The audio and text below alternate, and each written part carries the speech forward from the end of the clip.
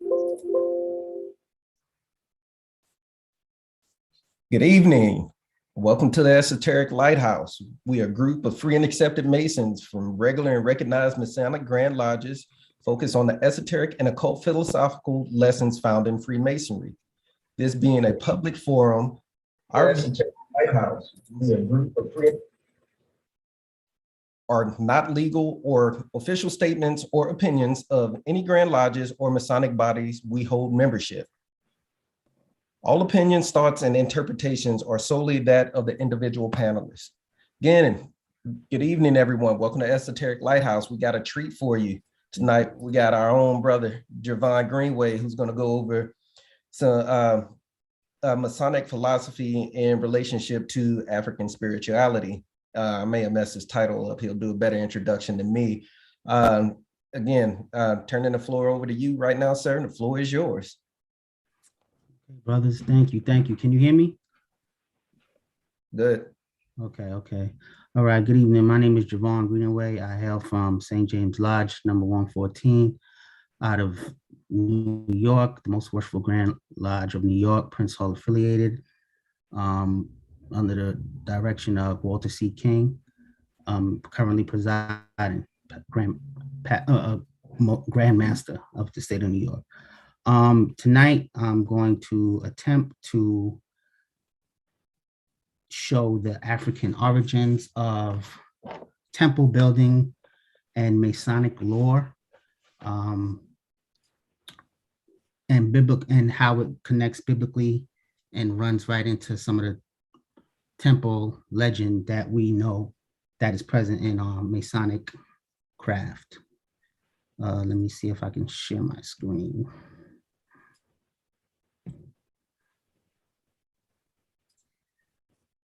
Okay. Can you see? Okay. Yes. Okay. So that's the Masonic origins of Masonic lore. The African origins of temple building in the biblical and Masonic lore.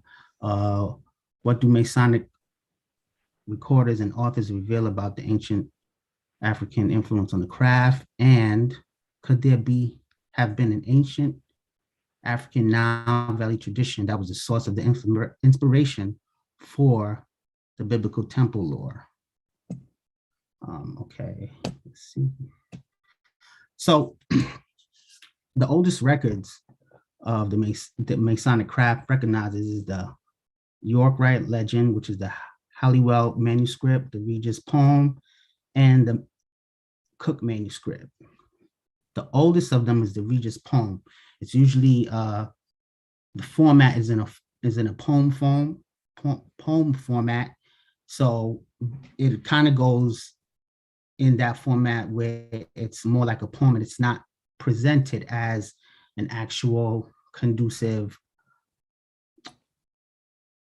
manuscript. But the Cook manuscript, however, it's formatted to tell more of a complex story, or more of it can be more plainly read and understood from that angle. It's not a poem, it's just a straight out composition. And the Cook made an attempt to go back and redo the Regis poem so it was more understandable. Well, in that particularly manuscript, it starts out with Adam and his children, his generation, and how they were the first to workers in metals. Talks about Tubal Cain and his relationship to Masonry. Further down, it talks about Noah and his sons. Noah had a few sons, and he had three particular sons. They were Cush was one of them, and Ham. Ham was one of Noah's sons, and Ham was the progenitor of Black people. So that's where we're going to start off at. However, in that same poem, he talks about Nimrod, who was a Cushite, And he also, later on, it goes down to mention Euclid, who participated in the founding of geometry and masonry. So Ham, being one of Noah's sons, is where we start off in terms of identifying the African origins. Ham is identified in the biblical narratives as a progenitor of the Black people, and that can be found in Genesis 10, 6 through 20, where it goes on extensively to mention that family tree and how it relates. He was the father of Cush, Punt, and Mizraim, and Canaan. He was also the youngest son of Noah. Genesis 9:19 goes on to show that relationship. It was said that Noah had cursed Ham, but actually, if you read it properly and with the right interpretation, it would have said that it's cursed his offspring, and that offspring would have been Canaan. Cush is the son of Ham. His brother was Mizraim. Mizraim, as we know, is Egypt, right? Now, keep in mind, his sons are all actually named after land masses. Canaan is a landmass and a population and a group of people. Mizraim, Egypt, landmass, a group of population of people. These all people were Black. Cush is also identified, like on a map in ancient times, it would have situated itself in and around Sudan, which will be identified in biblical times as biblical Ethiopia. That can be found in Genesis 10 to 13.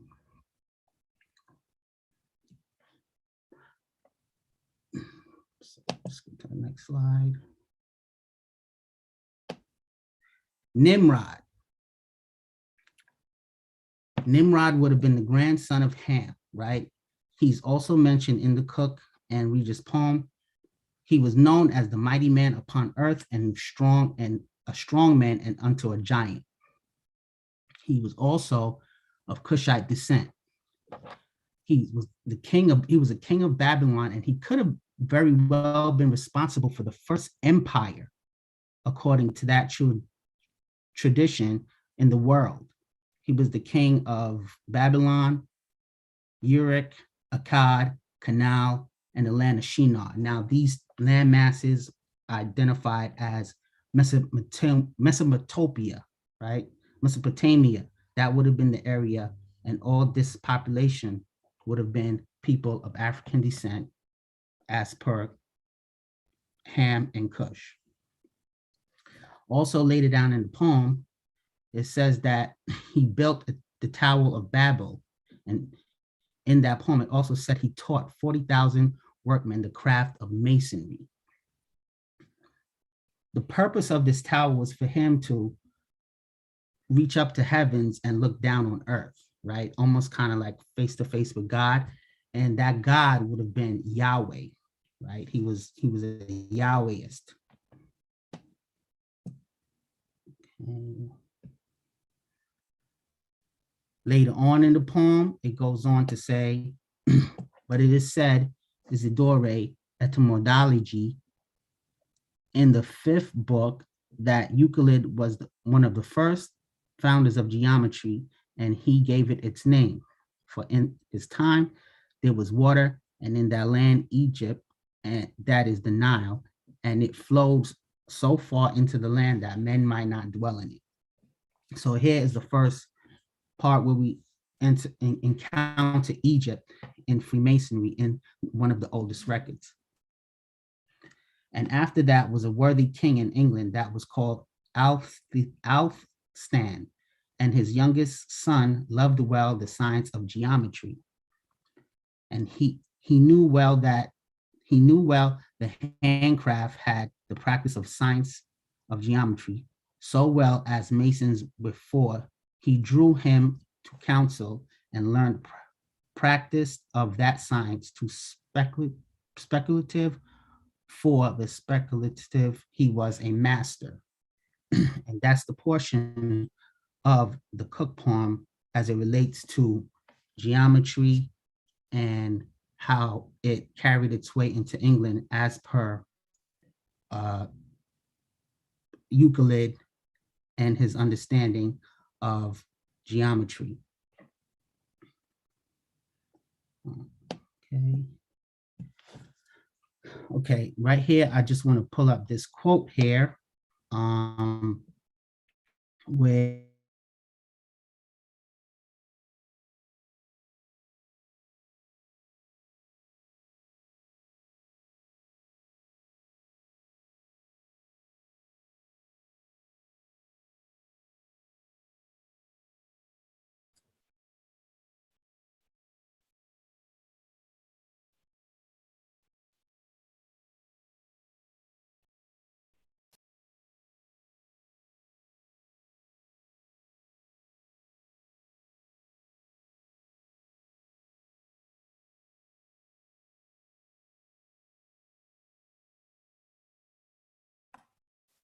Oh, please stand by. We'll figure out what his technical difficulty is in a moment.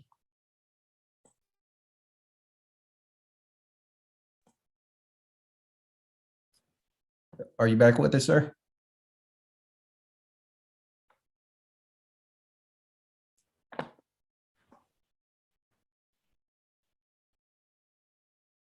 Oh, please stand by. We'll figure out what his technical difficulty is in a moment.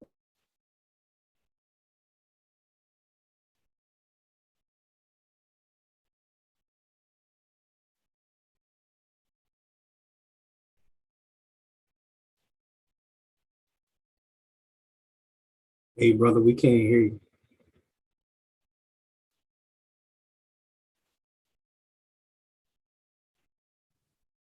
can you hear me now? Yeah, there you go. Okay. Sorry.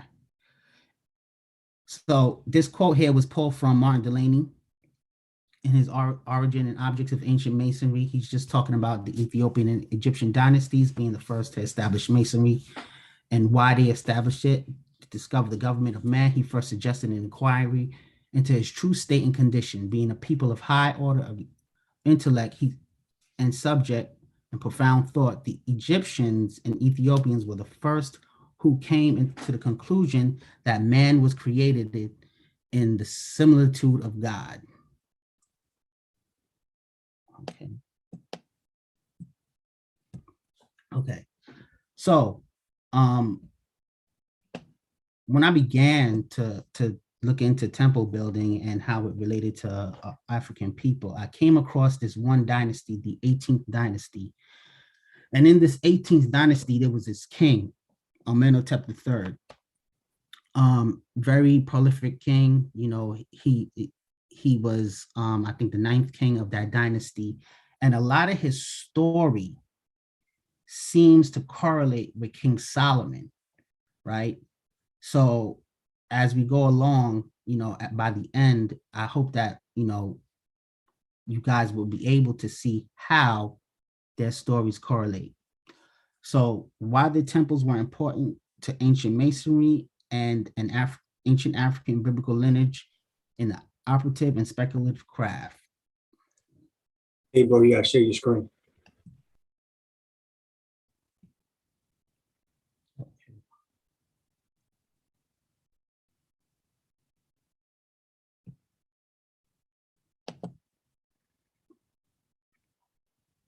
You see me? Yeah, you're good now. Good? Okay. Okay.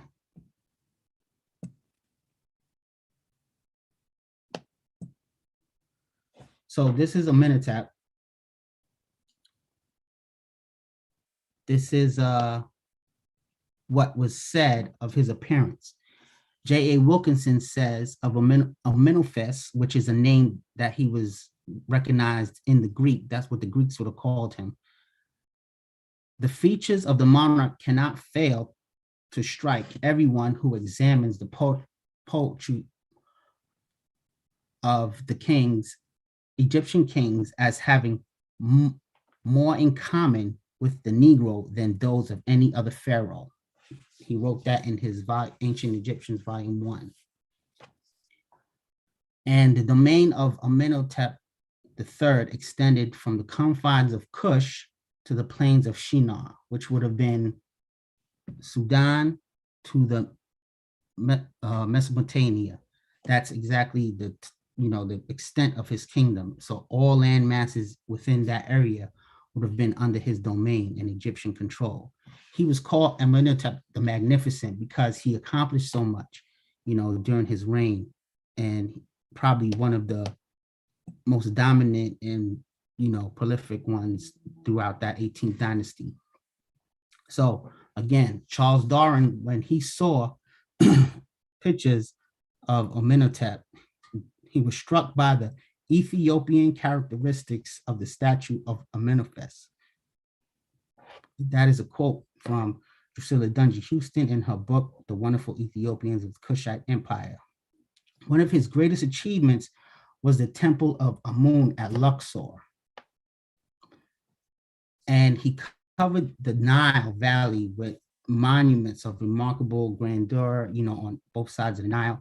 He was responsible for either starting the temple building or finishing and adding on to them. Of course, we spoke about this before, he brought in a golden age during the Nile Valley. Trade and expansion flourished under his rule, and for the most part of his reign, it was peaceful. He never really had to go to war. I think he had to stomp out like one rebellion further to the south in Nubia, and that was it. It was a peaceful rule for him. He was married to Queen Tae. However, he did have foreign women, and about 317 foreign women. Included two princesses, but his wife was of ancient Ethiopian origin.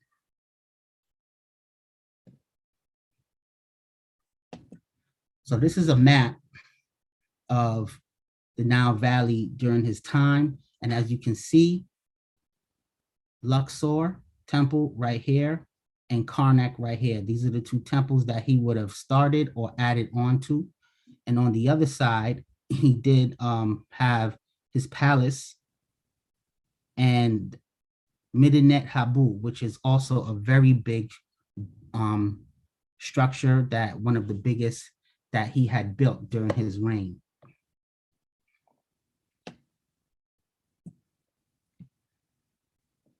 Okay. This would have been a recreation of his temple, of his palace. And this is what is said of it. The palace complex contained many audiences, halls, central halls, courtyards, villas, small complexes for the royal family, and apartments for the officials. The royal apartment featured a bedroom, a dressing room, a private audience chamber, and a harem. This was quoted from Egyptian Origins of King David and Temple of Solomon by Ahmad Asman. Of course, King Solomon had his own palace, and it could very well have much looked and just like Amenhotep's. This is the mortuary temple that I pointed out earlier on that little map. And as you can see here, 3 steps to the inner sanctorum back here. In the front, you have 2 colonnades here. They were called the Colossus of Memnon. And they are still standing today in Egypt. There was an earthquake many years ago, and it caused a crack in the foundation, and people would hear a howling wind, almost like they were singing, like a melodious tone. And I think who attempted to repair it actually was an ancient African pope called Semptis Servius. Funny enough, another Black African tried to reconstruct it during his time many years ago. This is what it was described as: fine white stone wrought with gold throughout it. Its floor adorned with silver, all its portal with electrum, its numerous in royal statue of Elephantine granite, of costly gritstone, of every splendid stone. And this was quoted in the same book, Egyptian Origins of the Temple of Solomon and King David by Ahmad Asman.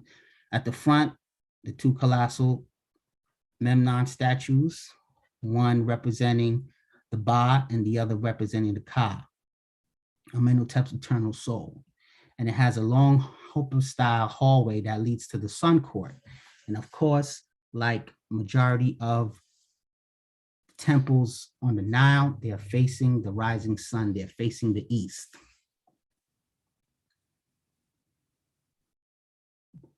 Okay, now this is what his bread and butter was. This was the temple that was very much of importance to him and the rest of Egypt. This is the Temple of Luxor. Now, the Temple of Luxor, it was this temple that was the Grand Lodge of Initiates where they met, stands on a raised platform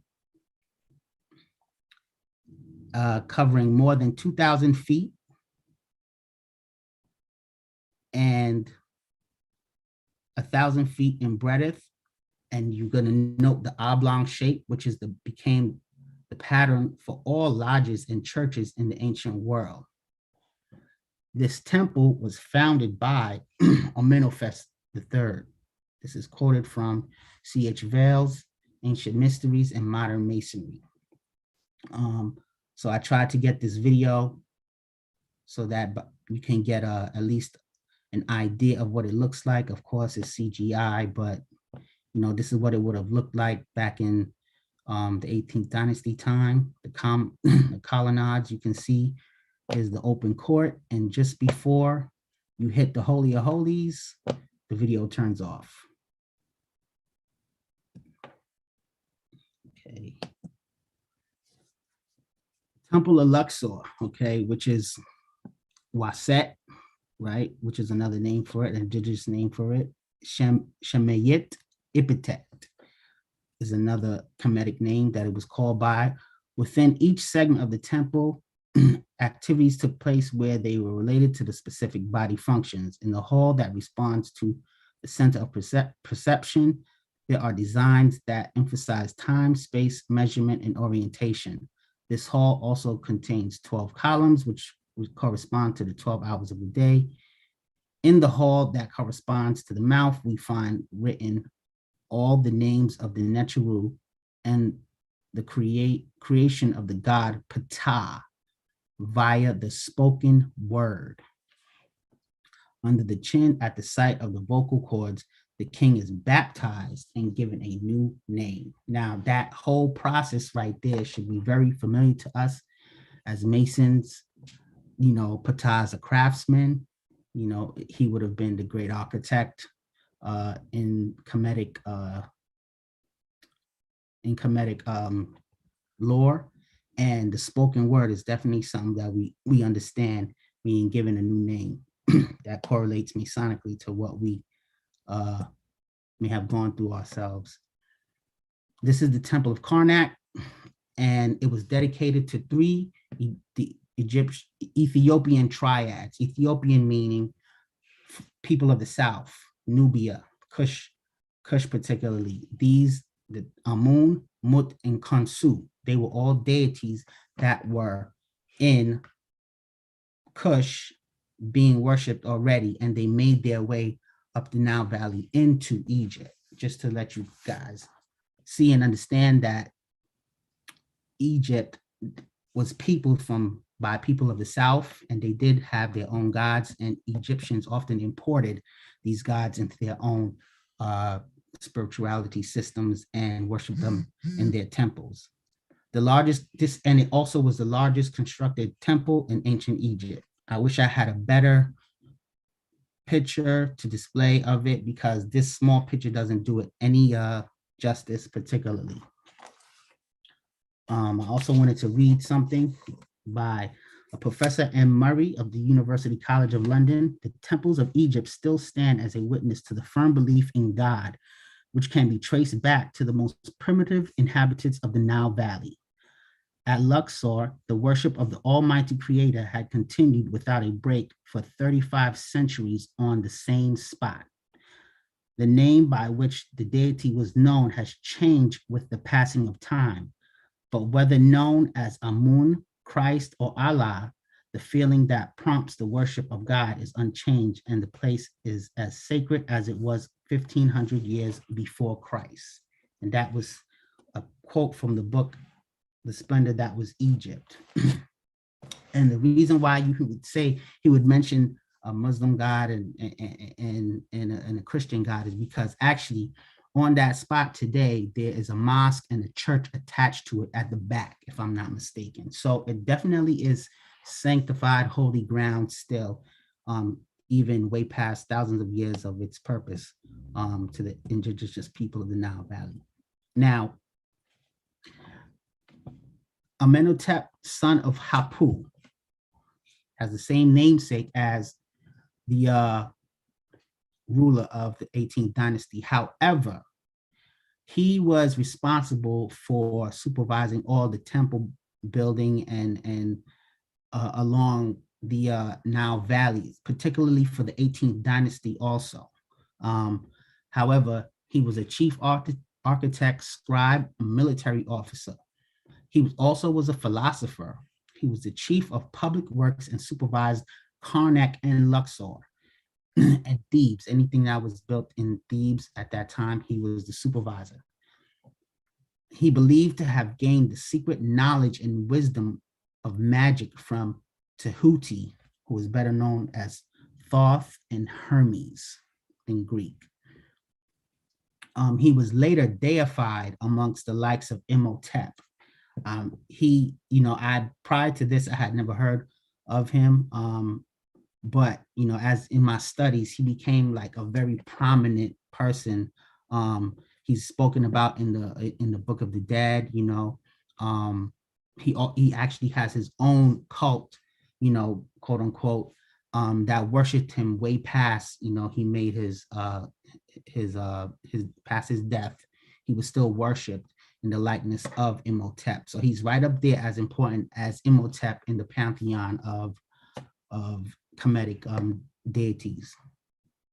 And it was just interesting that, again, he's a chief architect that is blessed with wisdom. Who else do we know that is a chief architect that is known for his wisdom? Hiram Abiff, right? Okay. This is King Solomon, very brief. I'm going to mention King Solomon. Of course, he was the son of David and Bathsheba, sorry. Bathsheba was a Canaanite. Of course, we know Canaan was the son of Cush and his grandfather of Ham, great-grandson of Ham, great-grandson of Rahab, a black Canaanite who was the offspring of Ham. Solomon's official included a priest, scribes, and military officials. And he also married strange women to expand his monopoly on foreign soil. This is something that Amenhotep III also did. So it either somebody stealing somebody's story and lifestyle, or this might have been just a thing to do in that time. However, they're very much the same in certain aspects. He had a harem of 700 foreign wives and 300 concubines, and this can be read up about in 1 Kings 11, 1-3. But he was married to an Egyptian, the Egyptian pharaoh's daughter. Okay. Now this picture right here of Solomon can be found in Europe. I think it can be found in Russia, actually, in a Russian church. This was a depiction. This is how they depicted Solomon. Okay. Like Amenhotep, he had a 40+ year reign of peace to a certain degree. Israel experienced its golden age culturally under Solomon, and the nation's wealth increased because of his ties with God and his wisdom in social and political affairs. He also increased the number of houses and palaces and worship centers throughout his empire. And his temple was built for the worship of Yahweh. Now, this is a depiction of his temple, and 1 Kings and Chronicles, it will give you more of a detailed, according to the biblical tradition, but the inside wall ceilings would have been 180 feet long, 90 feet wide, and 50 feet high. The highest part of the temple would have been 120 cubits tall. That's about 20 stories. And of course, again, it was dedicated to the worship of Yahweh.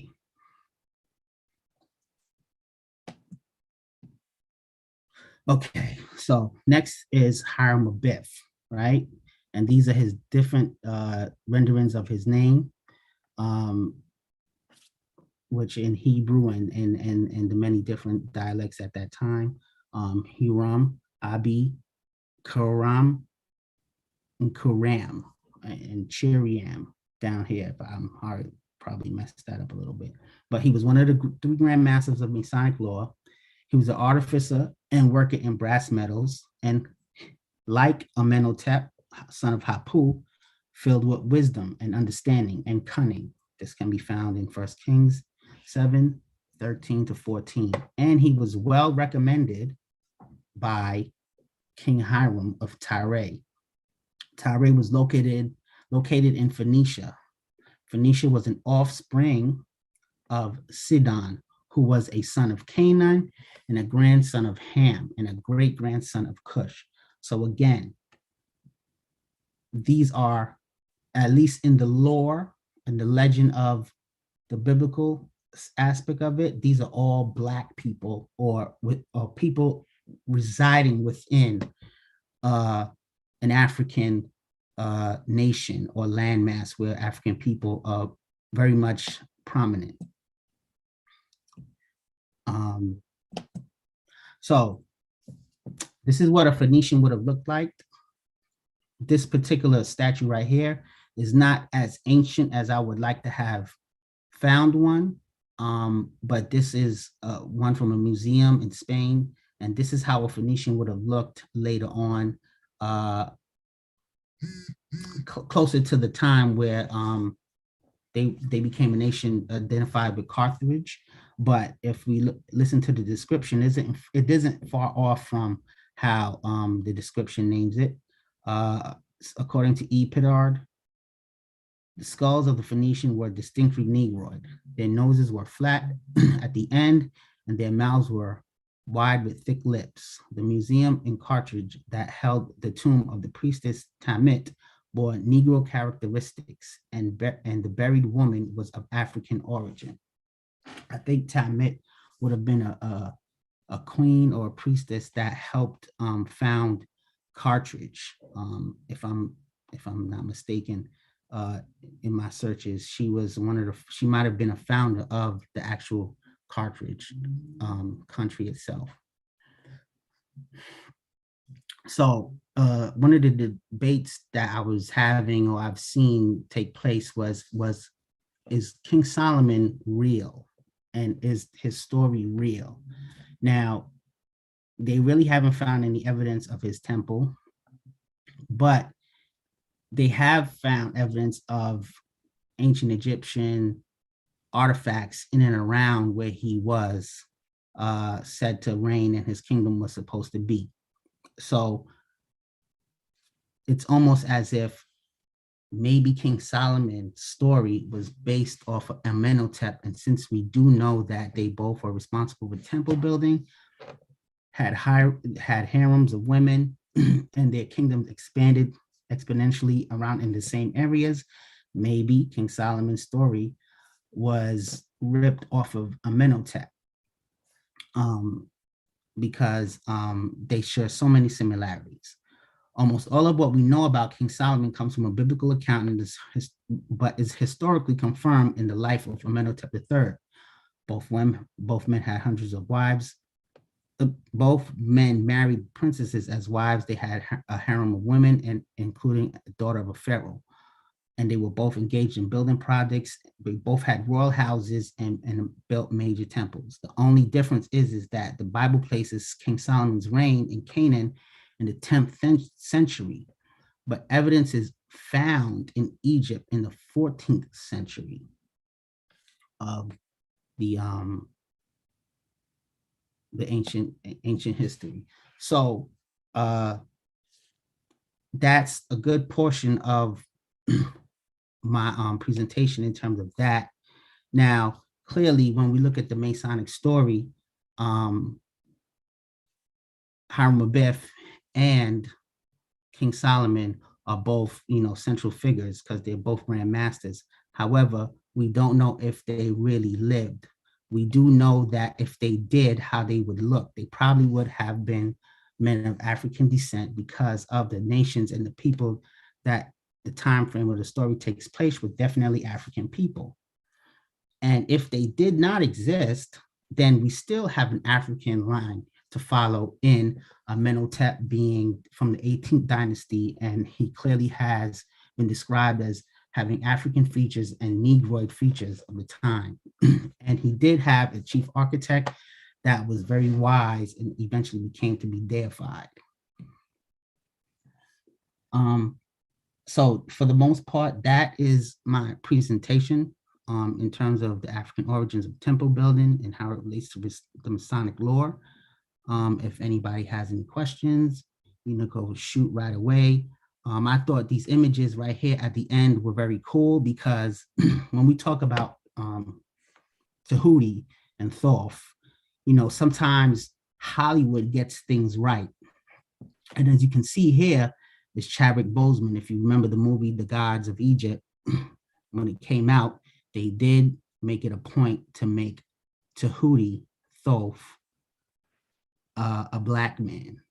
And of course, Tahuti Thoth is, known for his wisdom and being ascribed to the gods and magic and just about anything that has anything to do with learning and science and magic and occult.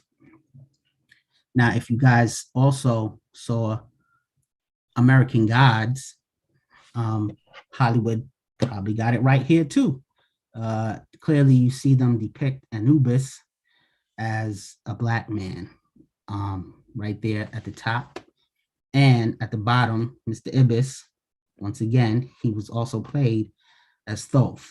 Once again, you see Hollywood trying to send a message if you didn't know, or if you were curious about what the possibility of how these people would have been if they were considerably real people, And that's it. Awesome job. Awesome job. Thank you. Thank you, Brother Greenway. We appreciate that, sir. No problem. So I guess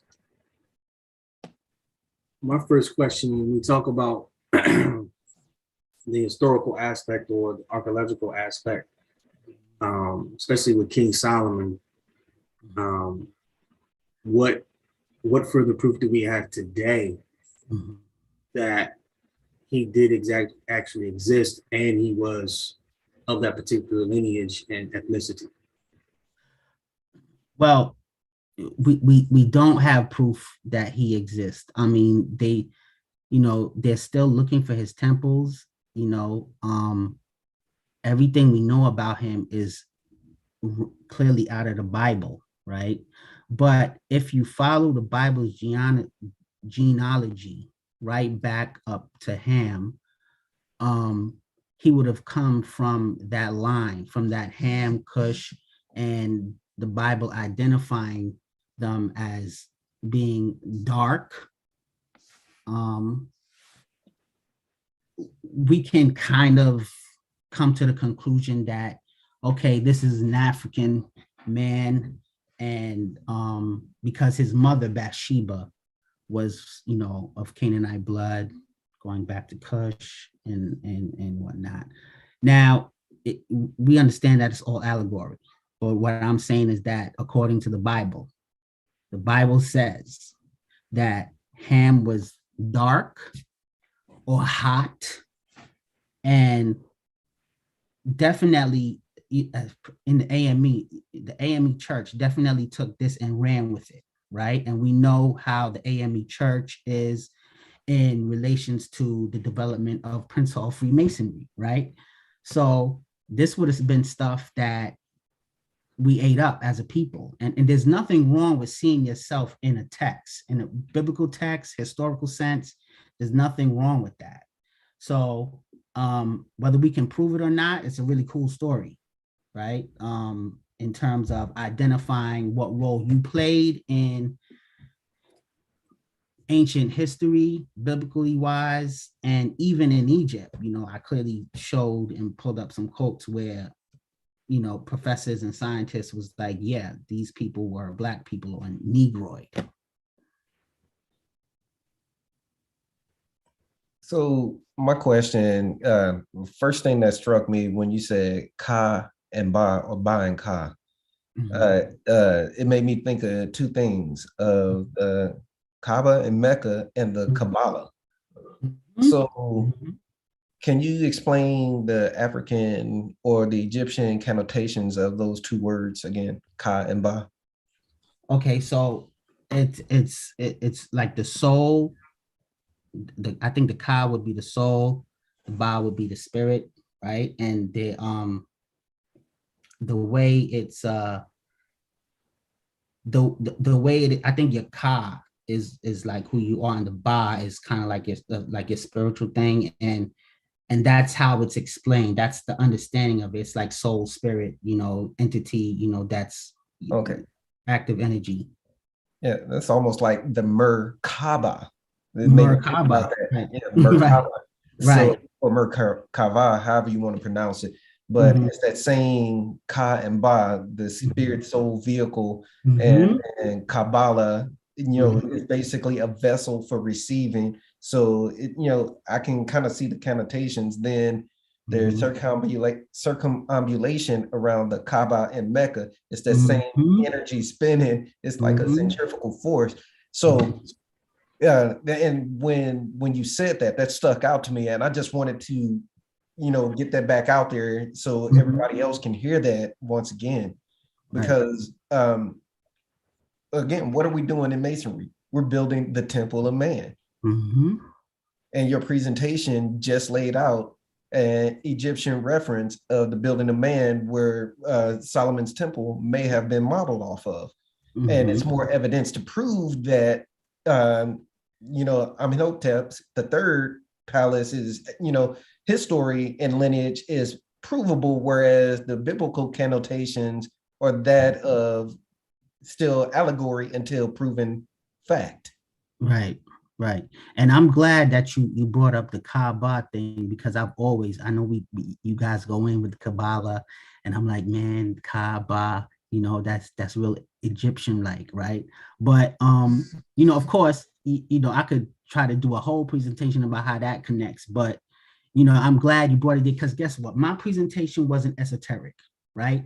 So when I said that, I was like, I hope one of these guys come in here and bring esoteric, because I'm coming from a historical place, and I didn't want to lose the crowd of who we used to entertaining with history and not bringing some form of esoteric in it.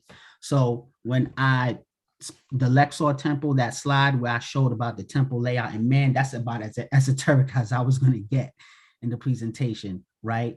And I did want to say something, but I was like, man, that might it might go into the ritual. But if you go back and look at my slide and look at the way the body is standing and look at a certain limb, you'll see something, right? And so all my Freemasons that, when you go back and watch this, look at that and look at, there's a certain position, that is very Masonic, even in that drawing of what it is. Yeah, and for our audience who are viewing and who don't know Brother Javon Greenway, he's our resident African historian and our fact checker for everything that we talk about. So we got somebody in the back who's checking our facts to make sure we on point. Don't think we just coming out on screen saying something, when we got a whole group of people who backing us and supporting us to make sure we on point. Absolutely. And speaking of how Brother Greenway is our African fact checker, we also have our Jewish fact checker, Brother Robert House, who often mentions that Freemasonry has Jewish mysticism mixed in, and how we need to learn the language. And if we're just going to talk about the connection real quick with the Kabbalah, Moses was learned in the ways of the Egyptians. So as these people left to start their own, he would have taught them what he knew. And what he taught them would have been the Egyptian mysteries, I'm assuming, or something close to what the priesthood knew, which would have evolved into Jewish mysticism, which over through time went from this place to that place and somehow found its way in our Masonic system, which Brother Greenaway has shown is intrinsically connected to the African origin of these studies and sciences. So great presentation, brother. Thank you for connecting quite a few dots. Right. Thank you. And, you know, I mean, I try to cut down my presentation so much because there's so many more quotes from Masonic authors. I mean, C.W. Leadbeater, he actually speaks to that exactly. He talks about, a horrible job of chopping up the man's words, but he talks about how in Masonry, we're learning it from a Jewish standpoint. It's being fed to us through a Jewish straw, right? Or a Hebrew straw, but it actually goes back further. And it makes sense, right? Because weren't they, according to the lore, they were in Egypt for a very long time, right? So they would have learned something. They were a nomadic people, you know, right? So they didn't come into Egypt with anything. They definitely left with a lot, right? Because they left with an initiate, right? Moses was an initiate. So whatever he learned or whatever he was exposed to, if we need to go with that story, then they would have left with enough to go and build their own nation and teach others, or definitely set up a curriculum. I'm sounding like the teacher I am, to teach what they learn and feed it, right? Because Egypt was dying, right? And all the major priesthoods were dying out. So maybe they were even just teaching people so the knowledge would keep going, right? So there's a lot. There's even a book that specifically talks about Israel's debt to Egypt. So I tried to stay away from buying a whole stack of books for this lecture, but best believe, like, this whole week, I'm going to go and buy these books, because I may need to look this over and say, man, I should have added this. Somebody may want me to speak on it again. I may do a part 2, and I may clean up a lot, and I may go into a lot more esoterics, you know, in terms of it.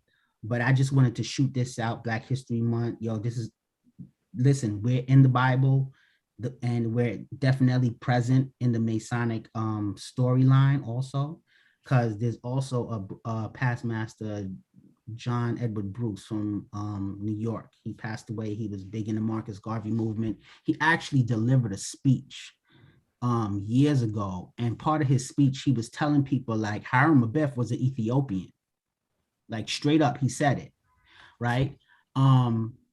And of course, at that time frame, people would have been more like, yeah, I get it, because it was all about, you know, being a new Negro, quote unquote, and they were learning their history. This was the Harlem Club. This was Schomburg. He was really close with Schomburg. So they knew this Black history. So I ain't doing nothing but doing them a favor by presenting it to you again, right? Because if you didn't know, I'm not bringing anything new.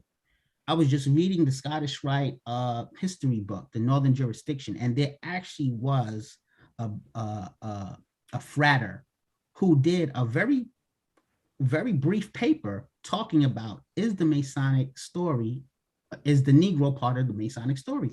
And he touched on a few things that I touched on, and even more, talking about, it was like a paper. It was like probably 2 paragraphs, and he just spread it all out and named all the biblical characters, right down to Solomon and Hiram Abeth. So I'm not doing anything new. I'm just feeding it to you because maybe you don't know where to look for it. Maybe it's a conversation that Prince Hall Masons need to have. Maybe it's a conversation that the Masonic world needs to not stray away from, right? Like, let's be realistic. The people in these lands are people of color, well, right? It makes total sense, sir. Mm-hmm. Reason being, I mean, just based on, and we're quote unquote quoting the Bible, and or the Torah and the Tanakh, where these are the sons of Noah, Shem, Ham, and Japheth, and Ham being hot or dark, as they would say, then Ethiopia, the land of the sunburned people, because that's what Ethiopia means, sunburned people. So with that being said, you have to take into consideration those other regions. and the trade routes and things that were going on back in the day. So we know with Alexander the Great and the European conquest into Africa, Northern Africa, and into those regions, creating the Silk Road and other ways into India, and doing all of that, there was a lot of mixture of culture and mixture of people, thus turning the complexions of people from one tone to another tone, and then having blended relationships or blended spirituality practices. Because we know that technically the books of the Bible are from Hebrew and Koine Greek. So when you start looking at Jewish culture and where they originated from, according to the Ashkenazi and all that other places in Europe where they come from, you start seeing the history and how the mixture of cultures make what we have today. And I'm not saying no one's trying to whitewash history, but if you look at it, it's some things have been twisted to fit a particular agenda. And I don't want to get into politics or, any of the things off tangent on that, but we have to face the facts. Like you said, that's what the Bible said. Ham was Black. Right.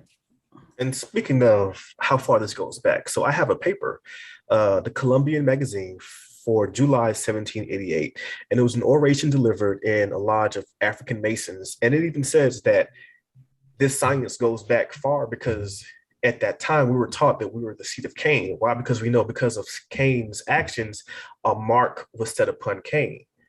Now, some would say that mark was to him to be dark skinned, and we know based upon Cain's lineage, they were the ones who set up craftsmanship. So they even tied, even in 1788, as the first generation of Black Masons in the Americas. This is a science that goes back to a time where, if you're going to talk to biblical, Cain, and we are the seed of Cain. Therefore, this is something that's been around in our lineage forever. Even tying it to Noah and how was it Shem, who was made to be as black and beautiful as ravens, and were cursed to be, his lineage was cursed to be servants of servants. So if you're going to tie the idea that, now we have lived as slaves, whether we are the seed of Cain or whether we're the seed of Shem, this is a science that goes back to somewhere in our lineage. And just seeing that this goes back to 1788, that brothers were speaking on this then, is a phenomenal idea, and thinking that, okay, we should dig more into this. Yeah, I think, sorry. Go ahead, brother.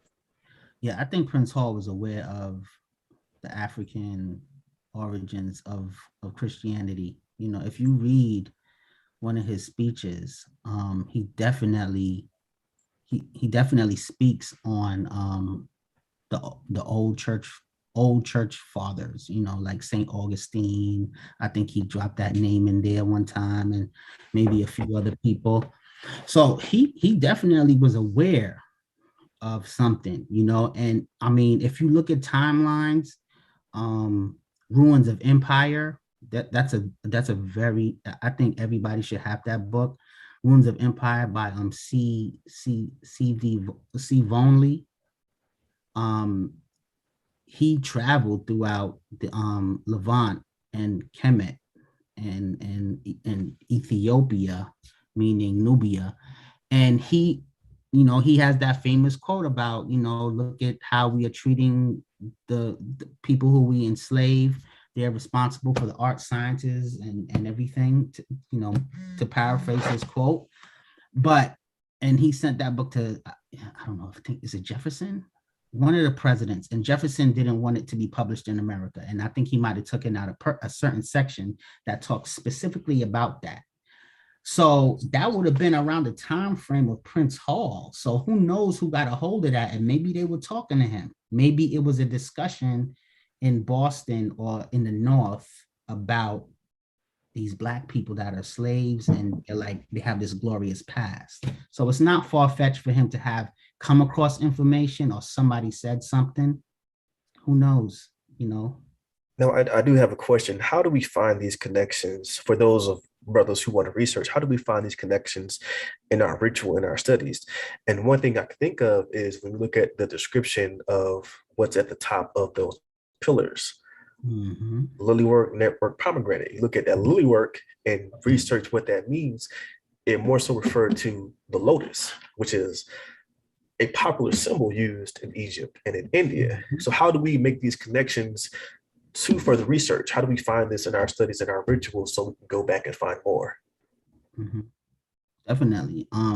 So the book, the book that brought in, is Solomon real, or is it Amenotab III, or are they misdating the reigns?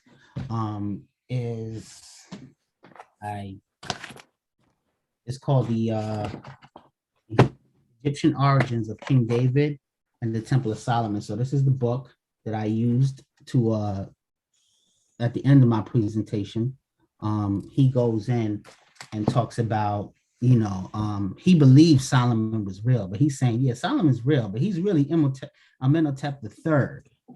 We can't find the Solomon of the Bible, but we can find this guy who seems to have so much in common, right? And that was one book. Another book I used was Black Biblical Heritage. The author, he passed away, but he goes into a lot about the lineage of the Black people, in the Bible, and he seems to be somewhat of a Hebrew scholar to some degree, because he even talks about the Hebrew names and everything. So that's another book that I used. And of course, this book, Wonderful Ethiopians, this book is a must-have because it actually talks about the foundations of a lot of the ancient world, and being Cushites that were the foundation of a lot of Babylonian, Sumeria, Nubia, India. Really good book reference. A quick question for you. I know sometimes the language gets misconstrued, and we always take this narrative to another level when we say Masonry started in Egypt. And I would like for you to just clarify how maybe that statement is not so much erroneous, but it's incomplete. Right. What could someone really say factually that where the teachings of Freemasonry came from? Right. So the crossroad about where it would be what happens to us in the third degree. It happened in ancient Egypt with Asar, right? So that's as close as we can get, but that is not the only one, because there was a lot of that third degree happening, because I don't want to say what it is, but a lot of that was happening in other ancient cultures. But it's Albert Pike says the mysteries, he talks about the mysteries of Egypt being responsible for what we understand as Masonry, so to say that it did, like indefinitely, we can't say, but we do know that there are things that happen in the ancient world, particularly Egypt, because, even in the Kabbalion, it talks about all these mystery schools and religions come from Egypt. So Egypt happens to be as far back as you can go, unless you're talking about Nubia, right? And that may have to be a new discussion about what's happening in Nubia, because Nubia peopled ancient Egypt. So there are similarities, right? Because I'm even stepping away from it came from Egypt. But if I can prove to you without a doubt that not only has Masons before me said it, and I can pull about 15 quotes of Masons saying it, and very famous Masons, right? Pike being probably the most famous. I just pulled a quote from Martin Delaney, right? So, and he's a Prince Hall Mason. So it's not nothing new. They've said it, they've come to that conclusion, right? So I feel like I'm safe that I can kind of say it, right? But what we practice is European Masonry, but we know they got it from somewhere, right? Because they talk about it all the time, right? So it's not a Prince Hall thing. It's not a Hotep Mason thing. I'm digging in the crates to find things that will help me explain why I believe what I believe, Mhm. right? And that's really it. And I could have went a couple of different ways. Albert Churchward, he talks about the Twa people Mhm. in Uganda coming up the Nile, and Bes being an important god to them. And Bes was manifest in Ptah, who was one of the oldest gods in Egypt and is a craftsman, right? Matter of fact, I can even read you something from ancient Egyptian proverbs that says something about the balance and the level of a man, right? The level and the balance of a man. I have all this information for me. I just cut my presentation down as small as I can get for baby chunks, right? So I'm ready for all the smoke anybody want to bring. Oh, y'all already know how I do. I'm ready for all the smoke. Right. Yeah, we already know you're a battle rapper too. So. But at the end of the day, it's all about education, right? So that may be something that I'm tapping into, and I don't have a problem saying that it isn't from Egypt, but there are similarities. But that's because somebody else said that there was, right? And that's without a doubt. So if we could throw everything away then, right? We could just throw away the Bible, we could throw away the oldest records that mention Egypt and geometry. Like if we're gonna throw the conversation away, let's throw it all away, right?